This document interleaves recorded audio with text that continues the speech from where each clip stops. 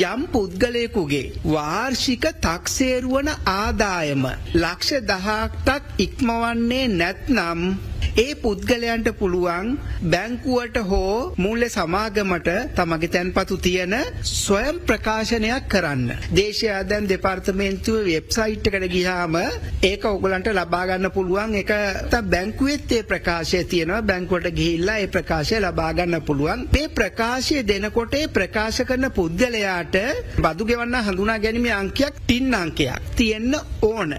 ඒ නිසා මොකද මේ දවස් ටිකේම විශාල ප්‍රමාණයක් දේශීය ආදායම් දෙපාර්තමේන්තුවේ ප්‍රධාන කාර්යාලයටත් ප්‍රාදේශීය කාර්යාලවලටත් එක්රොක් වෙනවා මේ බදු හඳුනා ගැනීමේ අංකය ලබා ගැනීම සඳහා. අපි බැංකුව වලට දැනුවත් කරලා බැංකුව වලින් ඉල්ලීමක් කරා. TIN අංකය කියන එක අත්‍යවශ්‍ය වුණත් මේ වෙලාවේදී ඒක පොඩ්ඩක් නැතුව දෙන ප්‍රකාශනය බාර ගන්න කියලා මේ මාසෙ තුල ලැබෙන TIN අංකය නැතුව ප්‍රකාශ කරපුවාගේ විස්තරයක් ඊළඟ මාසයේ මුල සතියේම දේශීය ආදායම් දෙපාර්තමේන්තුවට අපිට ලබා දෙන්න කිව්වා. ඒතර දේශීය ආදායම් දෙපාර්තමේන්තුවට පුළුවන් එයාට TIN අංකය ලබා දෙන්න.